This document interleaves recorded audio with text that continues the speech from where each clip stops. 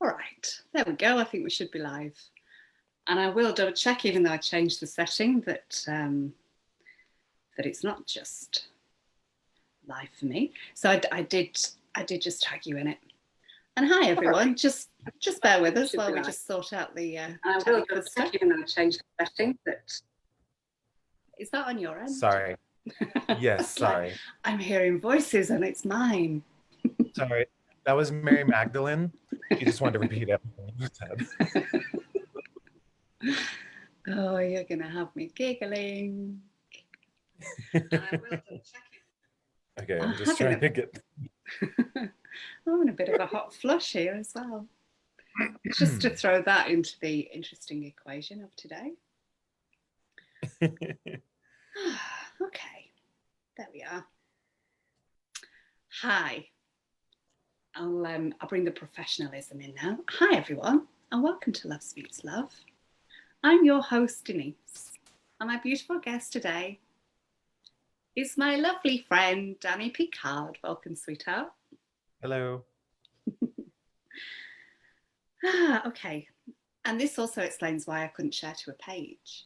For some reason, there's a setting change when you go live from Zoom to Facebook, and above the title where it normally says public, it's randomly changed itself to only me. So I was sharing with Danny, I did a live before to just me, no one else, just me. It's like, oh, no one's coming. That's all right. I've not done a live for a while. I must be in a slow algorithm. Or maybe Tom and Dina's doing a live. That's always another one. Okay, so I'm just going to post it. But I did wonder why I couldn't post it to pages either. The irony is that it should be all about you. It is all about me. Perfect. Then it's all about me too. Exactly. All right, so I'll just share it to some groups. One day I will have an intro, so this beginning will be smooth. But for now, it's as it is. Oh, don't you love it when all the places you want to share are together? Yes. It makes it so much easier. A little bit of throat stuff going on there. I know. Right, make sure that's on silent. Open that so I can see your comments. And breathe. Right, so while people are gathering, I'm going to do our little heart-to-heart connect, which I am very much looking forward to today. So I invite us all to bring our awareness to our heart space. And if you want to place one or both hands in the center of your chest, feel free as we breathe in love to our beautiful hearts. And connecting all of our hearts together on the live and on the replay. And connecting into the heart of the energy of Love Speaks Love. And extending that heart awareness out to the heart of Gaia. And feeling Gaia's love. Feel that energy moving into every cell of your body.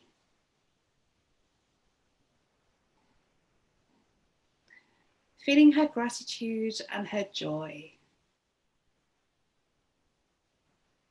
And feeling her just doing a big sigh.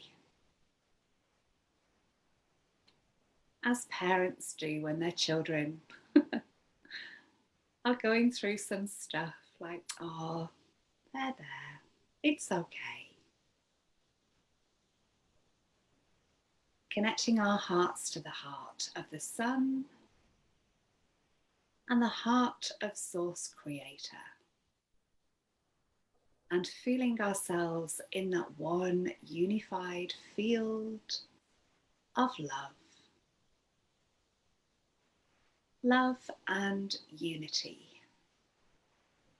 And knowing that as we move into our true state of being that is unity, anything that's not in alignment with that, such as the separation wound, is being brought to our attention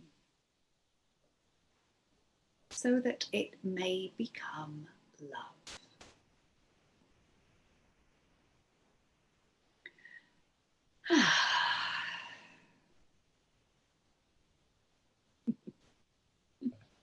I was just gonna keep doing it. Come on. Keep, Three more minutes. 3 more minutes. Oh, that's better. Oh, there you are. I can see. These are my rose tinted spectacles. I love these rose tinted spectacles. Okay, so it's been a bit of an odd day for me so far. I can't believe it's like 5 o'clock, it's dark already, and I feel like my day hasn't even begun yet. And Danny and I were messaging in Danny's very early hours of the morning, mine not so early, nearer to midday. And I know you were feeling a certain amount of stuff too. And I'll just mention that some of the stuff that I've been working with recently are various aspects of the separation wound. And that's kind of why I brought that into the introduction. So if you're along that same, if you're feeling that same thing, that, you know, these multiple aspects of the separation wound, which we'll go into, you're not alone. And Danny, how is it for you, my love? How are you feeling? What's been going on? I'm better now, but yesterday was quite a ride. You know, I went on a drive. It's one of my favorite things to hop in a car and go on a little adventure. And I was going to go look for crystals at this abandoned mine. And but it was like, oh wow, like the safety, that post that I put about being safe enough to where the need to know has gone away. So I had, you know, these aspects of being in that moment, and then on the way back from the drive, I realized that I was processing some other people's energies and stuff. And so I decided to make a session on, you know, how let's let go of some things. And that just really opened me up to a whole lot of vulnerability. And it was like, okay, cool, I'm going to sit with this vulnerability. And as I was mentioning, this morning, I allowed myself to go very deep into my heart and realize, like, you know, rather than try to escape from what was bothering me, you know, and I don't realize that I'm doing that until there's this whole world of stuff going on underneath the scenes, or my behaviors not in alignment with what my heart wants. And that's usually a good signal that, hey, there's an emotion that I'm not tapping into on the deepest level. So I went into that and I really allowed myself to feel it fully and dig, and to find out that it was loneliness and, you know, some abandonment stuff, and, you know, the perception of separation. And as I was telling you, I'm a person that, you know, spends a lot of time by myself, and I love recharging and I love spending time with myself. But it was such a deeper thing. And it was like, well, where's this separation coming from? And this is really tricky, because if I didn't, I'm usually very aware. Like really a self-aware person.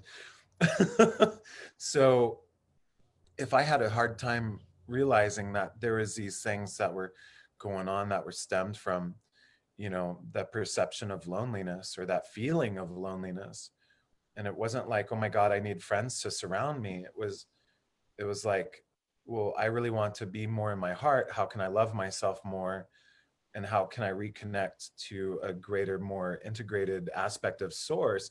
How can I allow that to expand into me? So it's been quite a journey. Like this morning, I feel so much more calm and at peace, with a lot more self-acceptance, and thank goodness. But man, you know, it's for when we take a look at the world and see what's going on, where a lot of, you know, I think the perception of fear that people are experiencing, or that can be experiencing, they don't even realize that a lot of the fear is stemming from the perception of having to be more alone than they've already been. So people really strive to connect on social media, and through those different navigations, we all get wrapped up in it. And so, but it's like, if we were to resolve and heal our connection with the divine and source, then there wouldn't be a need to seek outside of ourselves any sort of void.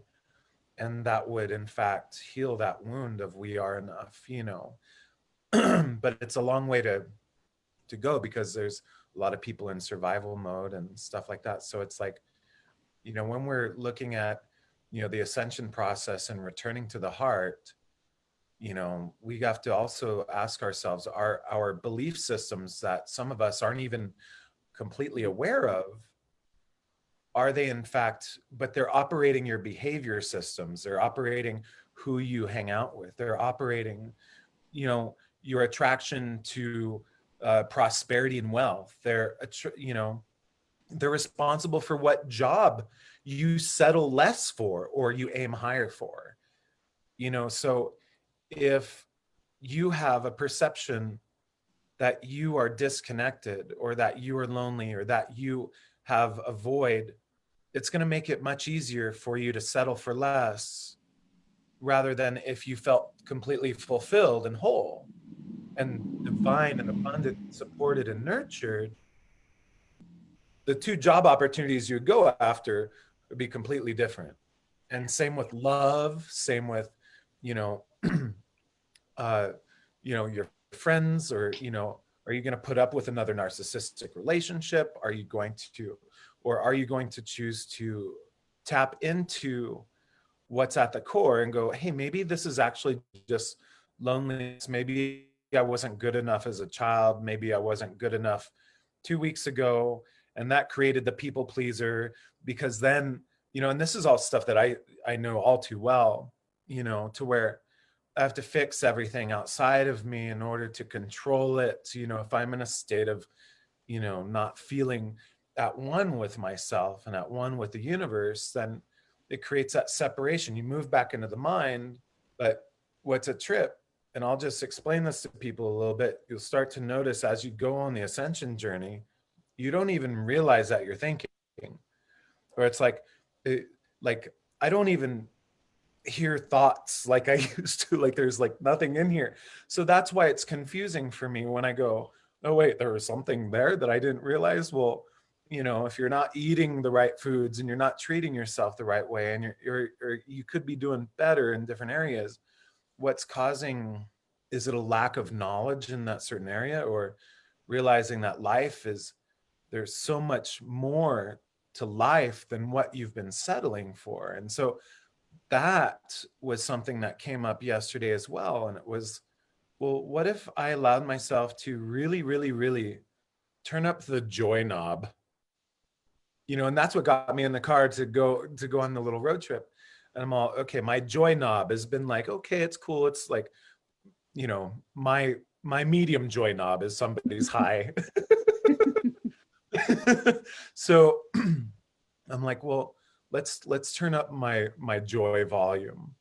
And so, as a hypnotherapist, I make sessions to see how I can apply, like, how can I access and apply new higher frequencies in my body? And so this whole little situation that happened yesterday was because of this, but I was accessing such a high level of joy.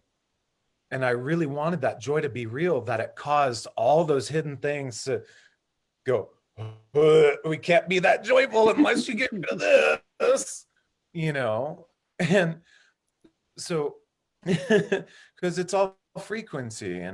And so I made this session. It was like, there's so much to live for. There's so much beauty in the world. There's so much like synchronicity and magic and love. There's so much love, but yet the world's focused on these things and these things and these things.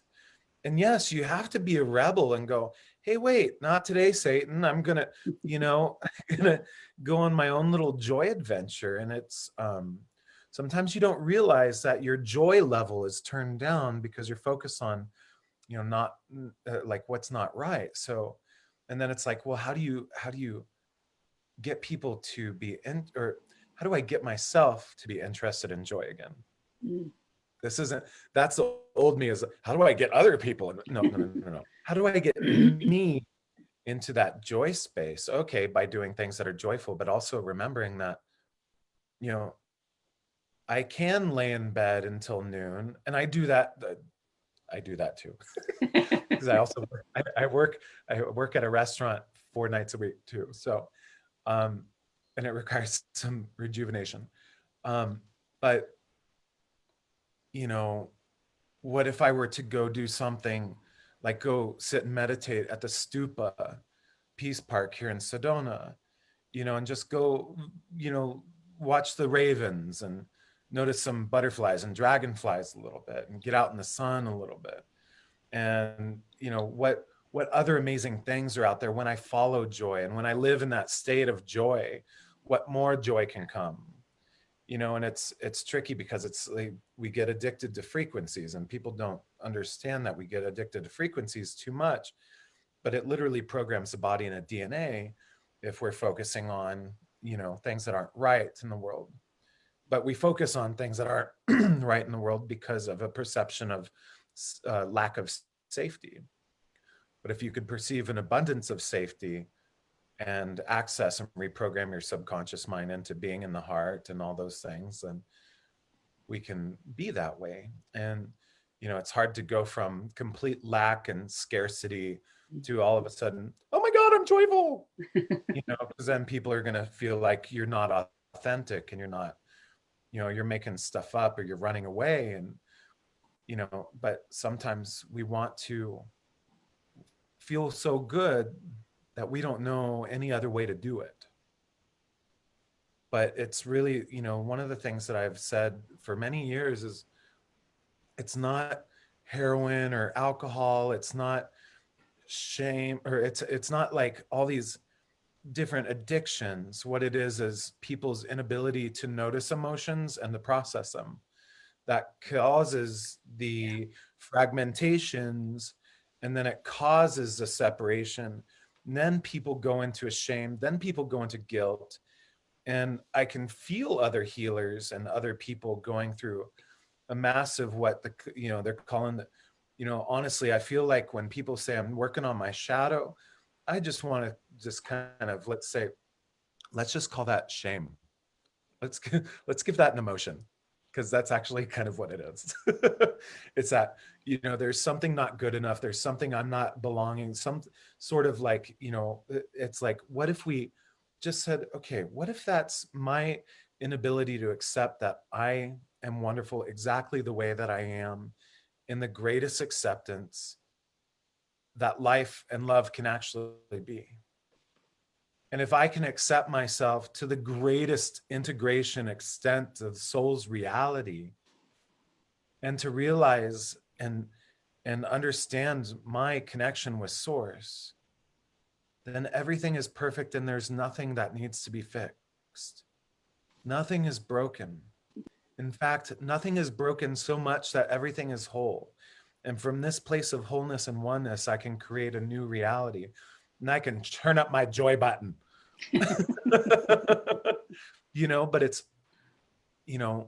there's something inside the soul and the heart that everybody wants to experience on a deep, deep level. And I know that it's magic. It's people want to explore that, the happiness, the exuberation, the jubilee, the celebration.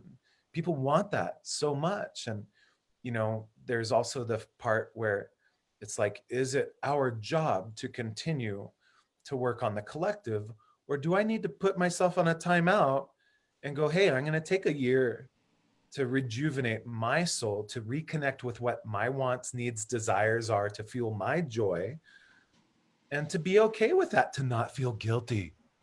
Yeah. Because it's that guilt wound that really messed with all of us from the old times of Atlantis, and and so it's like, the judgment. the judging of how you're feeling, the judging of how you're eating, the judging of how you're breathing, the judging of you laying in bed, the judging of that person, the judging of that person not wearing a mask, the judge, it doesn't matter. It's like, okay, how is judgment allowing any sort of inner peace for anybody? It's just continuing the perpetuation of guilt. And, I look at the whole guilt story of, when in a court, there's innocence and there's guilty, you know, and to put it on a very, very applicable state, it's like, okay, cool. If you did something bad, like what if actually the perception of bad that you're going through is actually your soul's deeper misconnection with your body and embodiment? But yet you're judging it because you know that you can be embodied, but you're doing something not embodying, so it's like there's always something to judge if you allow it.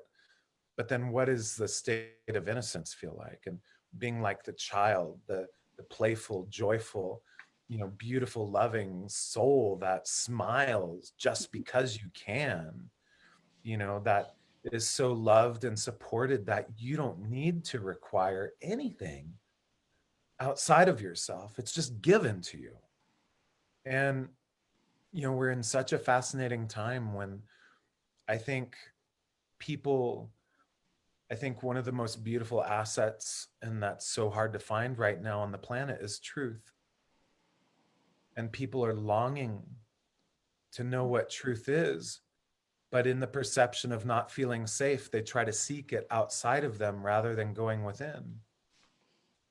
And when you allow yourself to be with yourself, you can accept yourself and find the truth of who you are, and nothing else matters. It takes some work. It takes some downtime, but you have to give yourself the downtime. And that's something that not a lot of people allow themselves to have. And because of the way that, society is structured based on this manipulation, guilt model of separation, and that's I think the return to oneness and return to the heart that we're really moving back into. It's like, I want to matter as much as that tree over there. That tree's chilling, it's doing great. That sun in the sky, it's perfect, it warms things. It's just automatically warming. It doesn't like, does that tree think about like whether or not it has enough friends or followers on Facebook or enough leaves? I don't think I've got enough leaves today. Oh no, my leaves are turning color. Oh my God, they're about to drop. Oh my God. And they're about to drop and they'll never come back.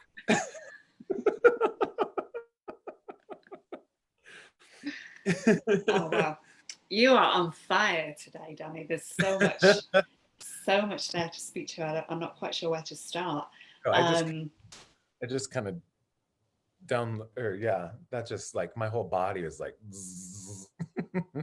Yeah, no, that was amazing. So many mic drops in there, like and I'm glad we're talking about this, because the separation wound is it's factors of this that I've been working on, and the survival and the lack, and moving into my limitlessness. And all of this is so, it's kind of all the same, but it's different. It's like, it's all different manifestations in a way of the same thing.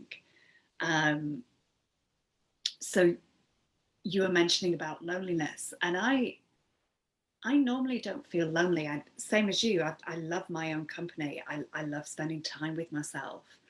But I'm quite social too. I kind of like need both, but I definitely need my downtime. And I was just feeling into that, like, have I been feeling lonely and not actually recognizing it as that? And the word that came to me earlier is discombobulation, and which is a fabulous sounding word. But even that feeling of discombobulated, it's like separation within self. And to me, that feels like it's an inward expression of the outward it's the micro and the macro. It's that feeling of being separate, but separate within myself. Like that's a pretty, you know, deep expression of that wound. Really, it's pretty in your face.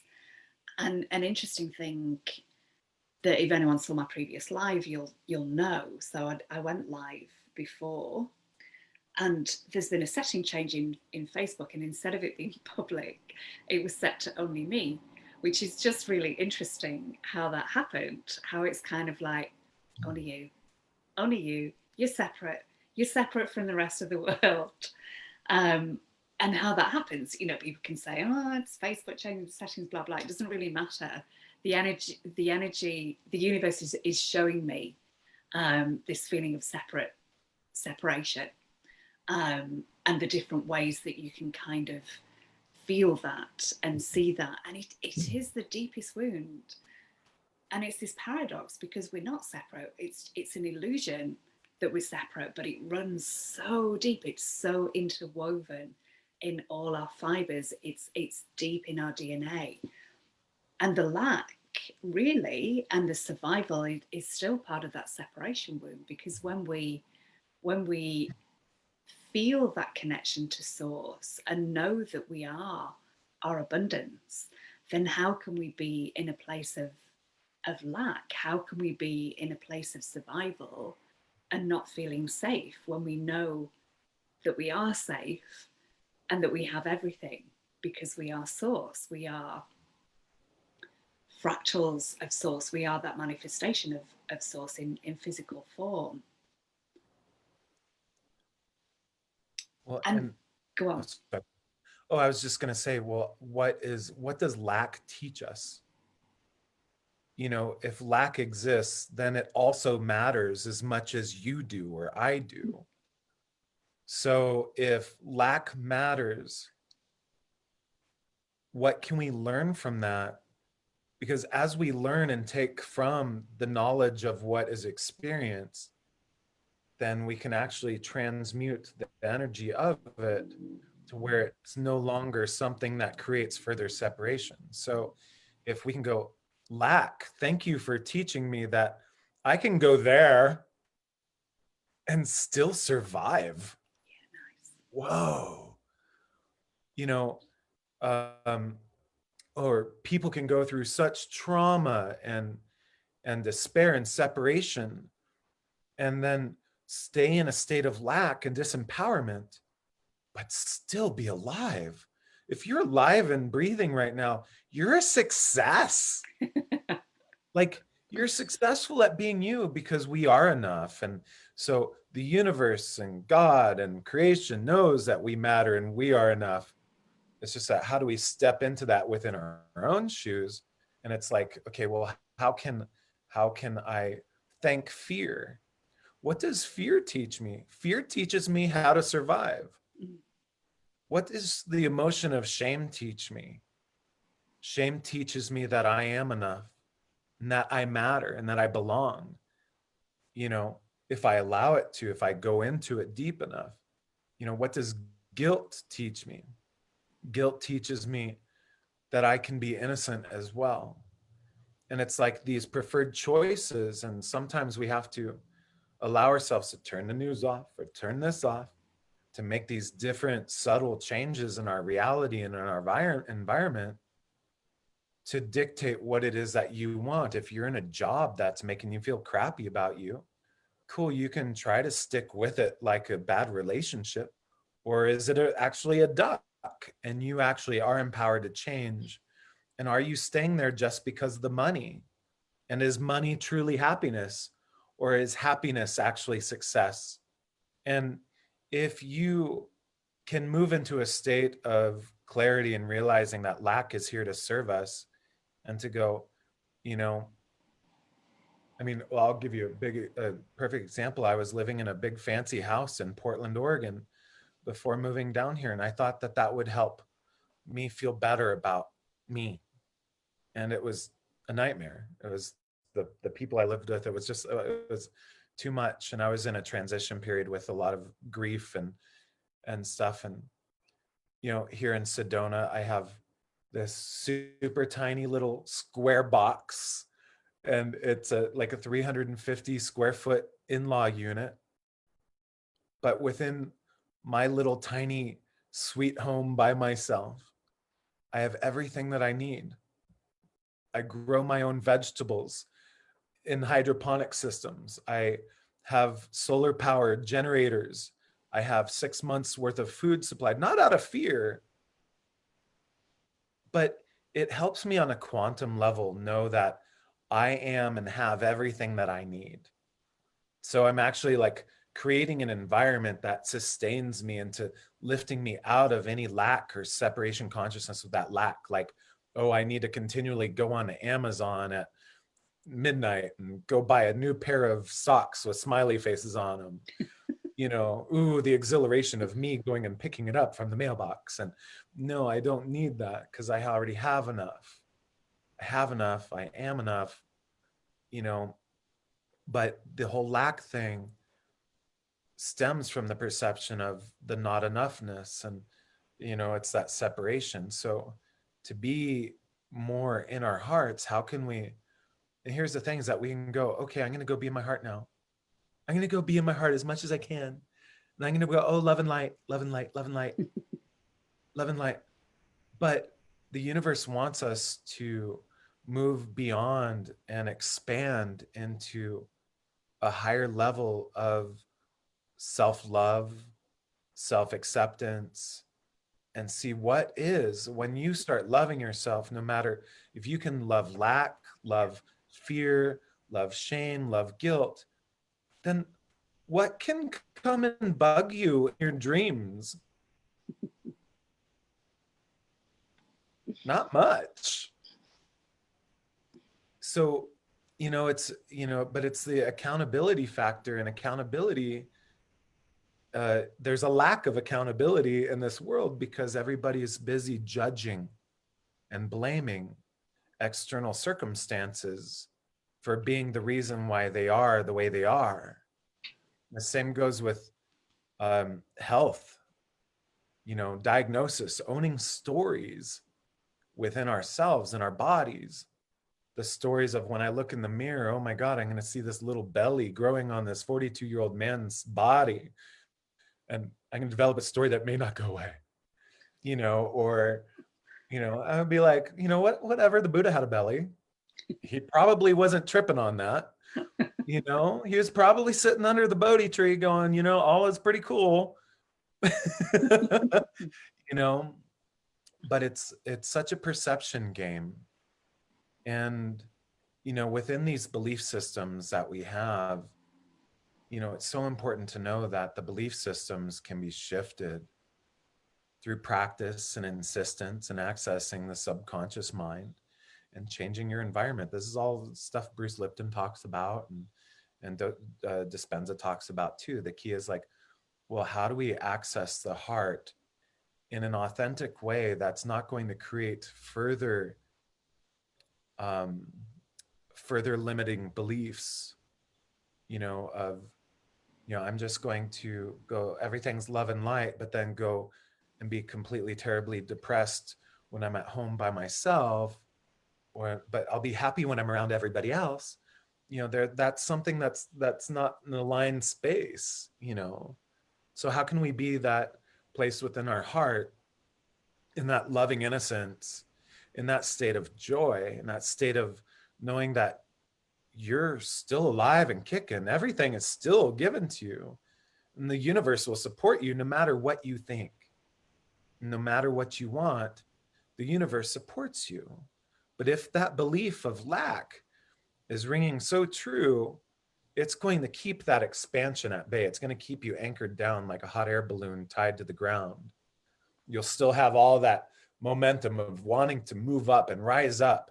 And then the frustration is that you're not doing something right. And so obviously, if you're not doing something right, there's a guilt, you're bad, there's a shame because you're obviously not good enough, you're still tied to the ground, when really it is, what if you just had permission to let go of lack and move into your heart and realize the gratitude of everything that we are, to focus on the gratefulness of what we have.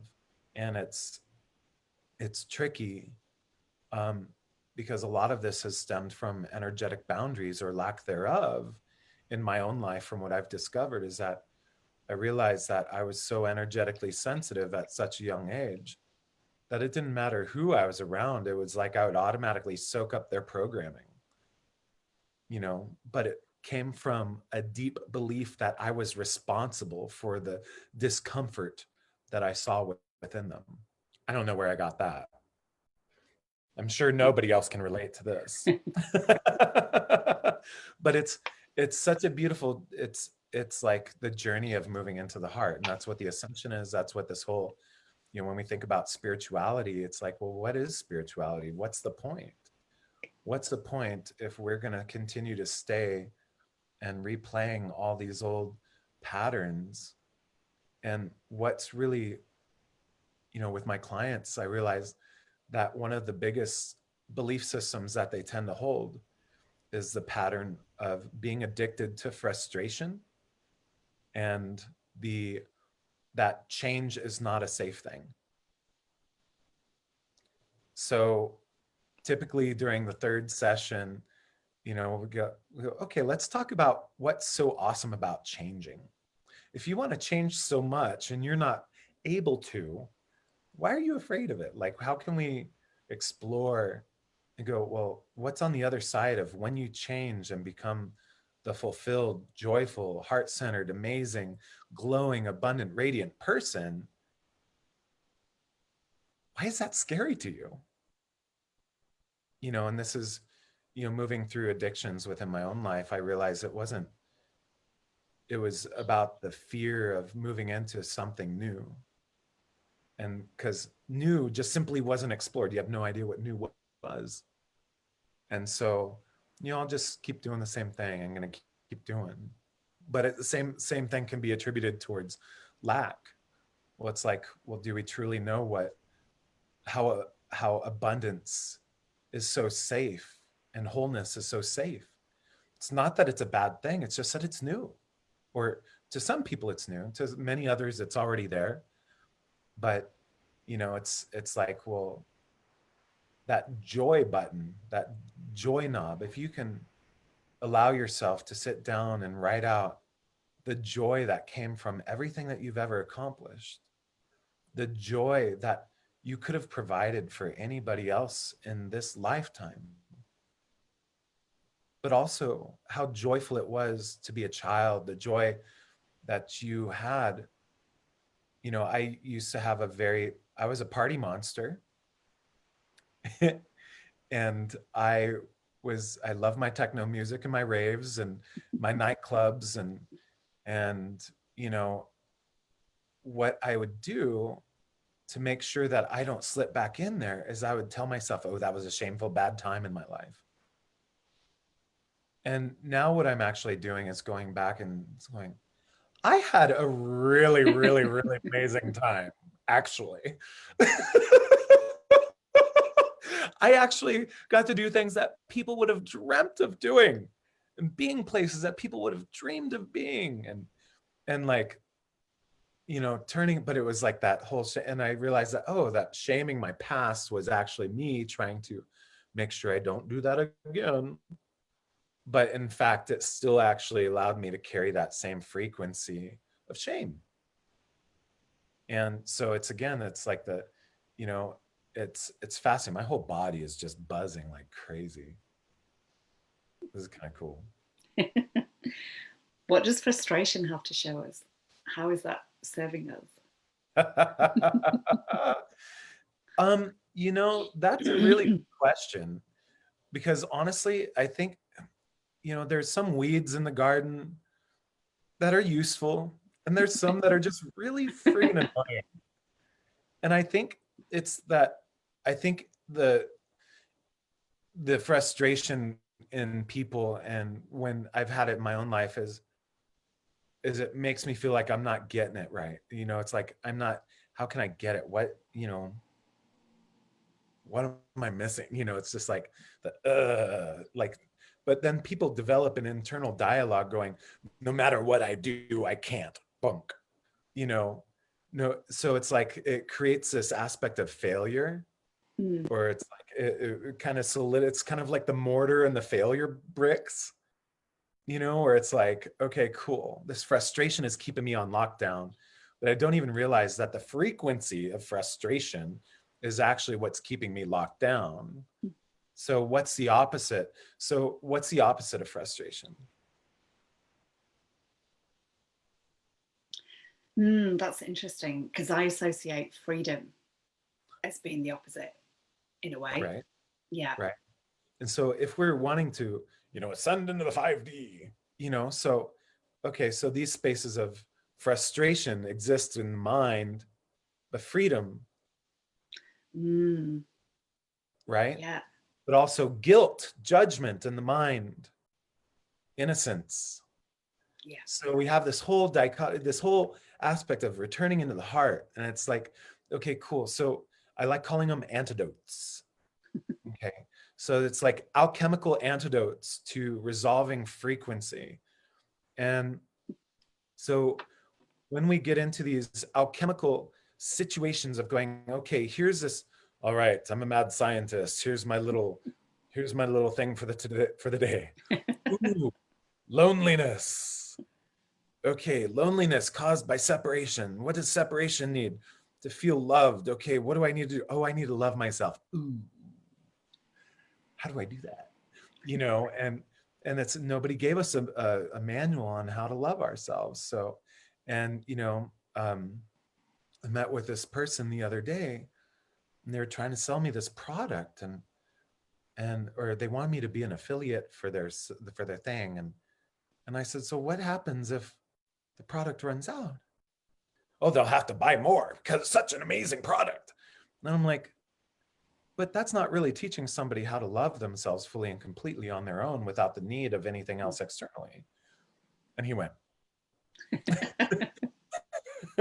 you know, um, so when we can love ourselves fully and completely, then the need for anything outside of us, ceases to exist. Yes, there's tools out there, but when the tools become a habit, it takes away from our potential of being so internally loving. So it's just like I think one of the aspects of frustration that a lot of people experience is, I've seen it time and time again where people have to go into, oh, I'm going to go do ayahuasca 100th time. Oh, I'm going to go do acid again. Or I'm going to go smoke pot every single day because that's where I access a state of freedom that my heart is longing for. But in a state of wholeness, we don't need those things. And you can always access those states just through meditation or allowing yourself the downtime. So it's, the everything is shifting so incredibly fast. And God consciousness, all of that wants us to experience us in the fullness of who we are with absolute acceptance, the way that it accepts us. But it's the mind that gets us tripped up. And so it's fascinating. It just fascinates me. All of it. So fascinating. So I can keep going forever. I'm like, wait, what you're asking about frustration, but the antidotes, it's like, um, the antidote to fear. This is a good one. The antidote to fear, and this was one I had to learn a long time ago, is safety. So how do I apply to my own day, my own safety? How do I create a safe world for myself? Now, and I realized that a lot of the lack of safety was coming from my boundaries. We're allowing to be penetrated by anything and everything.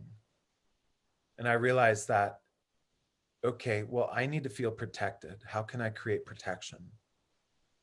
And so a long time ago, I developed a hypnotherapy session for myself to create basically a bubble of protection around me, like a beautiful, radiant, white, glowing bubble of protection that protects me against all negativity that is not mine. And who's to say negativity is mine? Perhaps negativity feels so off in my body because it never was mine. Same with shame or whatever. What if we all are just these beams of light, and we were born these beams of light? And then through the time of early childhood, we start downloading different behavioral aspects, which we do from the times of 0 to 7. And then the spiritual aspect of life is the returning to the heart of the innocence of a child. And to the soul's perception that magic will not exist, that can create a lot of depression in a person. And so, you know, in the spiritual community, I see it a lot with people, you know, trying to seek and do better things and whatnot. But also, at what point do you choose to decide, I'm done fixing other people's stuff? If I am whole in oneness and beauty and joy and bliss, then perhaps maybe shame, in fact, never was mine. Perhaps that emotion was never mine. And if it was, if it did come into my field, or if I did create it, who taught that to me? Who taught me about shame? You know, or is this relived from, you know, long times ago? And people, I want to remind people that we don't have to go back into the past to fix these things. Whatever we fix and resolve right now and start creating new beliefs and new patterns of healthy well-being is actually the validation that that no longer has power over us. So, and we call it, you know, power over programming or whatnot. But, you know, the realization that love is also an option, abundance is also an option. But to explore that and to anchor it in, it really, you know, this is why hypnotherapy has just been such a brilliant tool in reprogramming and realizing these different programs, you know, and realizing that, you know, I have, with the attunements that I've had in the training that I've gone through with the energy medicine, that I can always place my hands on my heart and be my own fulfilled place of self-love. I always have the tools to love myself, and I don't need them externally. And some people would go, but why don't you, you know, like, I can't, you know, but to me, that's ultimate peace. That means that I am empowered to be the light that I want to be, that I know who I am, and to be in that state of fullness. And it's such a beautiful, beautiful, ironic mix of different colors, and, you know, it's like so much beauty on all the level. And when we can get to the point where we can look at guilt, shame, and fear and separation as a state of beauty, that's actually what got us to this state within our heart, you know, cool. That's really cool. How can I create from this point? And, you know, what's the now what? And that's when manifestation comes in. And manifesting from a state of oneness and wholeness sounds a lot more fun than manifesting from a state of lack. Yeah. You know. Sorry, I just said a whole bunch of stuff again. You're on a roll. It's awesome to listen to. And I can feel such a deep transmission coming through your words and the space between the words as well. Like, there's a lot going on here.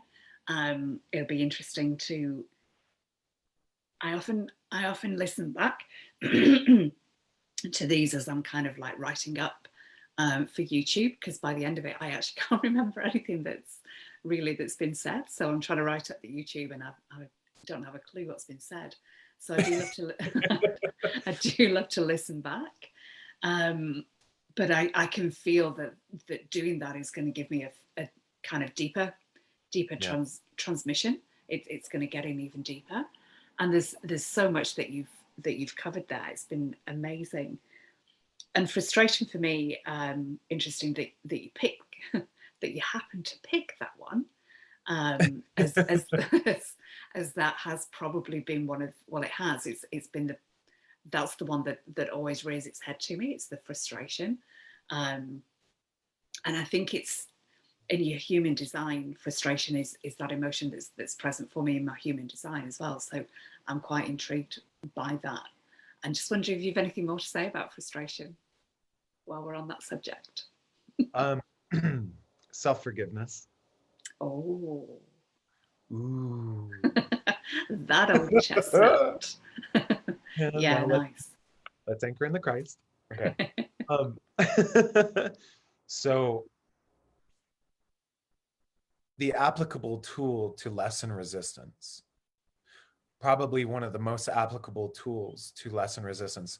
And here's the thing is that not a lot of people understand what forgiveness truly, truly is. I think people think that forgiveness is let's just forget about it and move forward. Let's just block that out. But then they find themselves recreating the situation or something similar in identity over and over again and again. And so if you can move into a state or understand how to forgive yourself, a lot of it kind of applies to, there's different techniques. A lot of people are into the thing. I like saying that. But where, I connect very deeply with Ascended Master Saint Germain and the violet flame and a lot of those alchemical principles of, well, let's explore. It's not that we focus on the problem of what's wanting to be let go, what's the resistance. But again, we know that if we focus on what the resistance is, that keeps the resistance more powerful. So again, the alchemical aspect of letting go of that resistance, the tool is self-forgiveness. And a lot of people, again, go into blaming things externally. So they go, oh, I'll forgive you. But there's something that allowed you to feel that that was okay. Yeah. So let's stop blaming everybody and let's go into accountability for a second. And accountability means that I have the ability to forgive myself. And what does that means? We have to discover and ponder as a self-forgiven person. What does that look like, feel like, breathe like? What could that mean for me? As I release all resistance and as I allow myself to be fully within my own heart, what freedom would I have in life? And do I even have to access or allow myself to even mutter the words frustration if I am in fact completely relieved in that resistance? If I have allowed myself to move forward, do I have to keep using the words that anchor it as in truth and as in reality? As a self-forgiven person, how much more whole can I become? How much more free can I feel? How much more in my heart can I live? How much more love can I access? Because if you have lessened resistance through self-forgiveness, then chances are there's nothing for you to focus on that's anchoring you into the past. And that's the thing is that, we're going through this embodiment in this awakening process. So any of these things that we have not let go or relieved from the past is anchoring us in the past. And we're repeating, all that stuff on the unconscious level. But also, we don't need to be living in the future either. But yet again, what would it be like as a self-forgiven person being in a state of oneness and wholeness right now, and then utilizing our dreams that are anchored in this now moment to create the next step in our journey, or to listen to our higher selves and receiving what joy that I have the potential of accessing now. And as I focus on the joy that I have the potential of accessing, there's no frustration in that, So it's fascinating. It's really just like these, these unconscious stories and the way that our bodies communicate. And, it's so fascinating. But it really is, like so much of it is that law of attraction stuff. It's like, well, how do we, you know, if I'm experiencing this, and see, and here's another thing, is a lot of people go, oh, that's bypassing. I'm like, no, it's actually, you're working through the situation. You're taking what you're taking what the body is perceiving as a symptom of misalignment. You're going, this is a misalignment. Okay, I'm going to acknowledge you. And I'm going to go, okay, how can I love you? And if you were a little child screaming for attention, what would you want? What would you require? And typically, a lot of those things, I mean, this is when people go into the inner child work and blah, blah, blah, blah, blah. Well, it's like, cool, what would my inner child want? But I'm like, well, what if you're always your inner child? And, so like, it doesn't need to be in the past again. Against that's the old story of the past. Okay, cool. So what if we have the same heart that we had when we were children, but what if I can give myself what I need in this very moment and go, hey, my body needs more nutrients. Enough with the chili dogs. I need vegetables, or, or I need, what is the required resource that we have available to us, that we can access, being in our state of where we are, that we can fuel ourselves with. And we have the ability to tap into these things, but the level of depth and oneness, or the connection, again, a lot of people don't allow themselves for the downtime. And so much downtime is really required right now, for everybody. There's a lot going on. People's nervous systems are tapped out. People are riddled in anxiety and fear. And a lot of people don't know that anxiety and fear are actually very easy to resolve and to move past. And it's all about safety. And it's, well, if the news is making you feel unsafe, then turn off the news. But to that survival mechanism of fight or flight, it's actually showing people that the news is keeping people safe by updating you with information. But when in reality, it's actually programming you into focusing more on the fear rather than on the resolution. So again, it's really just, it's such an energetic perception game. And if you can take the time to sit, meditate first thing when you wake up in the morning, rather than checking the phones and all that. People don't realize that when you get on Facebook, you're reading a bunch of information from the past. You're reading a bunch of stuff that's already been lived. And then you're directing your attention more so onto the past. So you're waking up in the morning, here's my opportunity to live a full, beautiful day. But here's my habit. I'm going to go check on my emails. I'm going to check on like how many likes I got, or how much successes, that I did or didn't get, or, because there's an access of, or again, that's when I, contribute the loneliness to the social media stuff, where it's been an amazing tool to connect with people, but it was really tugging from my power.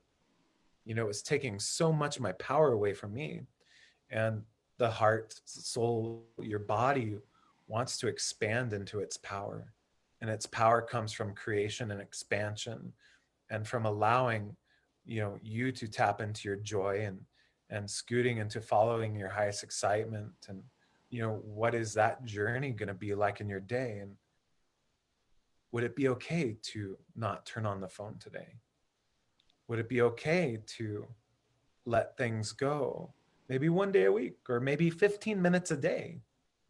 This is when I think, people have a hard or a difficult time with meditation, is because, well, they've developed a belief that meditation and being alone is extremely difficult. but what if that loneliness is actually what keeps recreating the holes in your energetic boundaries to allow other energies in your field so you don't feel alone? Ooh, that was deep. Mm. That was deep. That was really deep. But it's fascinating because it's like, um, so I've mentioned a few times that being an empath is actually something that can be healed. It doesn't mean that you're not going to be aware and alive and, you know, disassociated from reality. It means that you can actually tap into the inner power and the blessings of your empowerment as a sensitive being, as a person who is aware. We're moving from sensitivity to awareness. Mm. And honestly, people who are sensitive have it way better than people who are not. It's some people, create these shields at such a young age to not feel anything. And that's not what we're trying to achieve anything either. But it's when you look at the body's always striving for balance. And if you allow yourself to go into a situation that's not as in alignment, you'll develop thoughts. Those thoughts become a belief. And those beliefs start creating a new reality. So a lot of, practitioner or spiritual people, we create a lot of realities from a lot of wounds that still aren't, you know, fully explored and understood or let go of. And so what would it be like to, be within yourself, to be at peace, to be that wholeness and oneness, that joy, but realizing that we have the ability to be empowered. And your channel might get turned off now too. The government doesn't want us to be empowered. And that's that power over programming. It's like, well, what does it truly mean to be empowered and to be in your power, to feel powerful, to know that you are strong, to know that you are vibrant enough to not need to know how other people are doing, that you can trust and have complete faith that everybody else on the planet is going through exactly what they need to be going through as they need to. The universe and God and creation is taking care of them just as much as it's taking care of you, but through the free will, people are able to choose what they want to choose. And it becomes about choice. But if you allow these other external factors dictate the way that you choose to live your life, that means you're a victim to the external realities. And if you're a victim to the external worlds and realities, then you're not allowed the fullness of your own being, because you're always going to be in a heightened state of alert to victimization.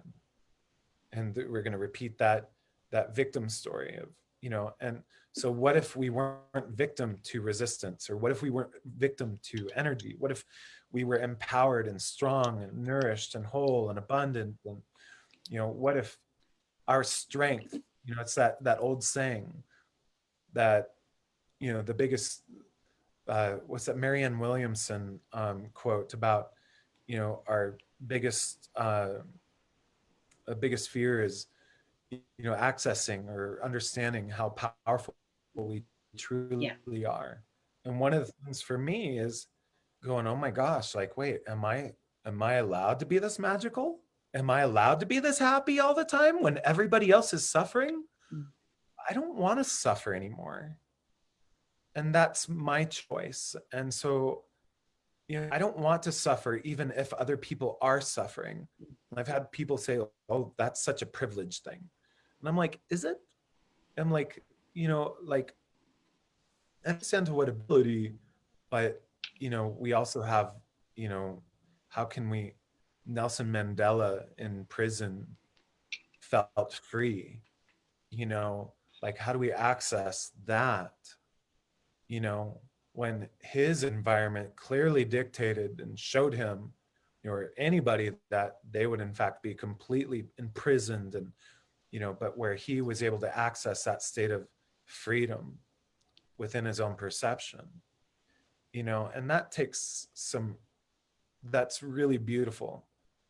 And there's all these different people, if we can access the understanding of how beautiful and powerful we are by choosing to live our lives in a new way, by expanding into a new reality, then your power and what you access as power grants so many more people the permission to do the same. And it's effortless. You become radiant like the sun. You become warm and whole, and people feel your presence. They feel your glow, your warmth. There's something about you that they see and feel inside of them that they know is possible. And so by holding that space without giving in to the codependent story of, oh, I need to fix you because I see discomfort, you can just hold space. And when I was young, I knew that, like, I was a healer. I knew that I was here to do important work, but I didn't know how I could do that, because every time I'd do a massage, I was instantly drained. Every time I, did anything for anybody else, I was instantly drained. And so that was the root of how, my journey, stemmed into where I am now. It's like, I have to own myself and love myself fully and completely. And only by doing that is actually going to really, really, really help shift the frequencies and the truth on this earth without me giving away my power. And we've been taught that that is completely selfish. We've been programmed that you focusing on you loving you is a selfish thing. But there's nothing saying that perhaps maybe within the truth of my words, and the truth of my words being aligned in my heart right now, are actually so potent that nobody's heart can actually stop listening to what I'm saying, because it's speaking so clearly and direct. And, so it's like, well, who are you to say that? Like, I need to give away, I have to go help you move. I have to go help you mow the lawn. I have to go do. That takes away from my own dreams and my own goals and ambitions. And if we're here to live our dreams and live in the expanded fullness of who we are and what we're potential of, or what our potential is, then, sometimes we have to love ourselves. So, and forgiveness is a huge, huge, huge part of that not a lot of people think about. I think they think about it in terms of other people. Yeah, that brought a really, when you said about self-forgiveness, that brought a really beautiful image to mind, which was of pure love. Like, in that self-forgiveness process, what you're doing is just bringing yourself in to your own heart and really deeply loving yourself. Exactly. Yeah. Well, and then, if we're all here to do this work, and we're doing the work just simply by being us, and we were already forgiven for any miscreations that we've already created before even coming here. Yeah. So there's that other depth of consciousness too. So it's really cool, because as I like speak about all this, and my heart's just like, Yeah, off the charts right now. Yeah, mine too. And I can totally feel my heart responding to your heart and to your words. I can totally feel that heart to heart connect, and it's soul to soul connect as well. But it's in this physical form. It's the heart that is in your words is just going. Ooh. Ooh. Totally. Yeah, opening up like a beautiful flower. Well, and what's beautiful is that now we can look back and go, what separation? Yeah. So, and I've learned that, the power of my words, when I speak about these things, I can help take people from here to here very easily.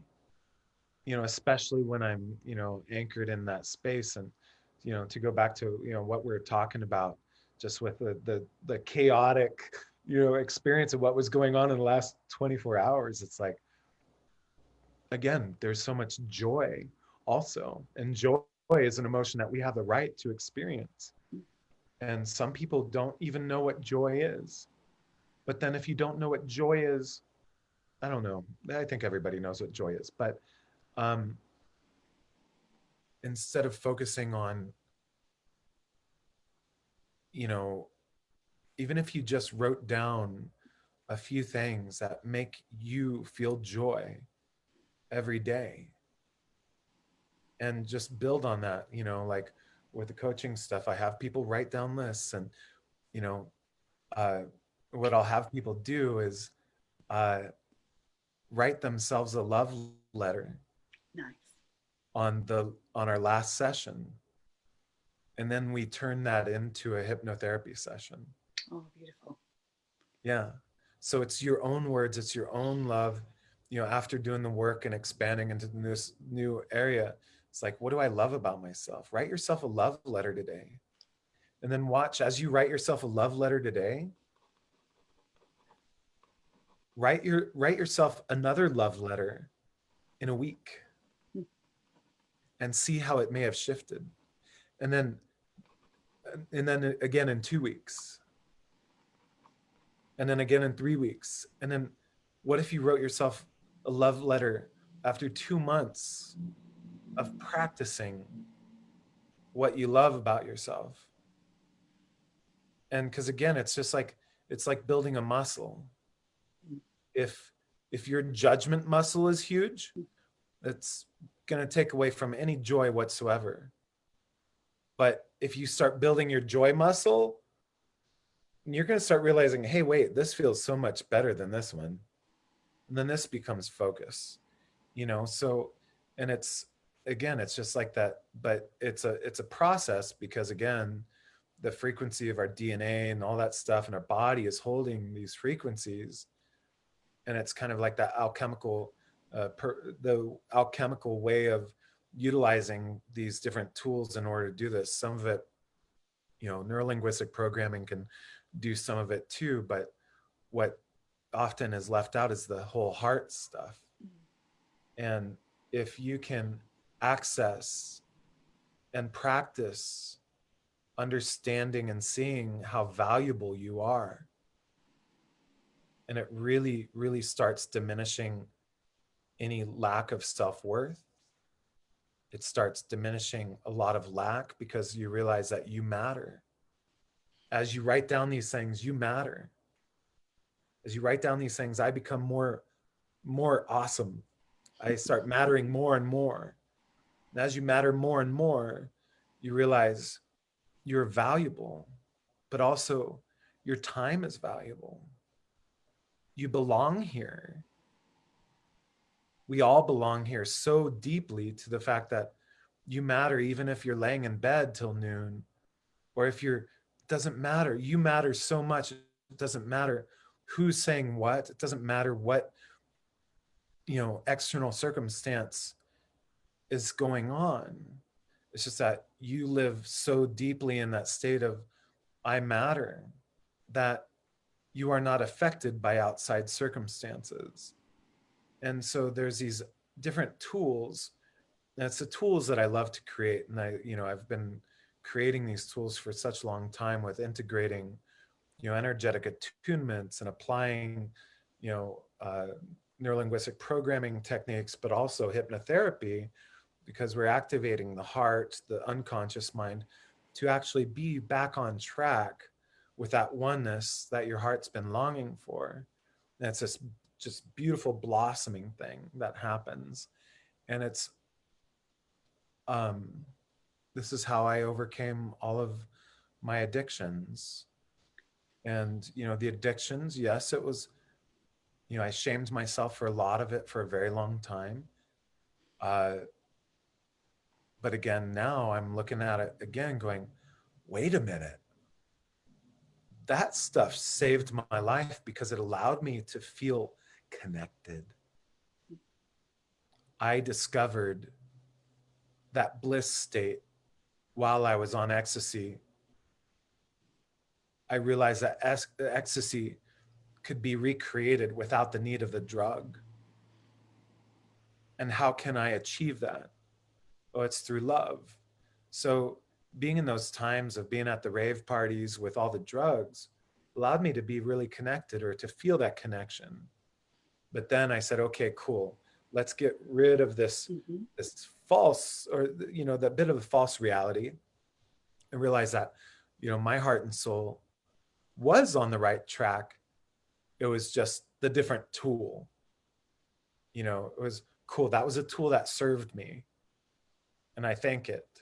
But now I want to know how I can be that way organically, without the need of this or that, or with, you know, just my pure energy and being within my heart. How can I be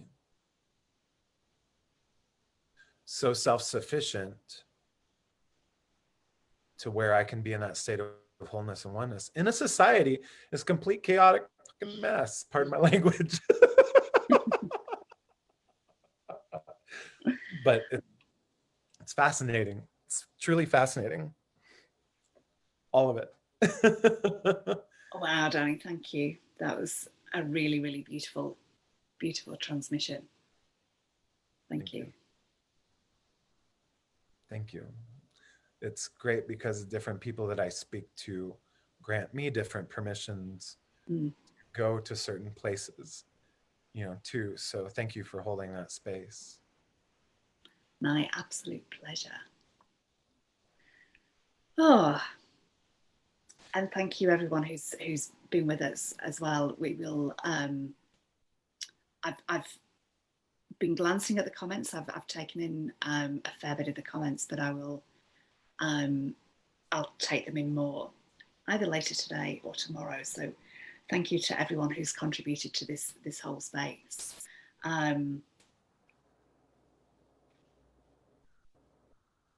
Yeah, I don't think there's much more to say, really. I do just want to add. Where can we find you? Oh, in your heart. Yeah. What do you want to add? My website is theepichuman.com. I'm actually rebranding everything right now. We're going to be shifting to dannypicard.org, and where I'm going to be having basically membership and library for people to have access to. It's unreal, but I have over 42 gigabytes of recorded healing sessions and hypnotherapy sessions. And I probably have over 40 books worth of content that I've been slowly transcribing from all of my recorded workshops and Facebook videos, transcribing and trying to, you know, one day I, you know, spirit's going, don't get yourself too overwhelmed with it right now. To where I'll have a massive library for people to explore, you know, their own, you know, state of growth and whatnot through different programs and whatnot. But also I have a YouTube channel, and that's Danny Picard Inspires. It's not there's an Irish comedian football fan who also shares the same name. So that's not me. And then I'm also on Instagram, which is the Danny Picard. But yeah, if people want to connect or contact, they can reach me easiest through the epichuman.com. So I apologize. Like, everything's being so rebirthed on such a quick level that I've had not much interest in keeping it up to date. I'm like, there's just so much going on. But I do want to let people know, including yourself, please drink a lot of water. Yeah, after this, there's a lot that just happened. So yeah, truly, I feel that, and I could totally feel the transmission going in. Yeah. And if you're ever in Sedona, come say hi. Oh, absolutely. I have time, but yeah. Yeah, no, this has been wonderful. Thank you, sweetheart. Absolutely. Thank you. We will chat again soon.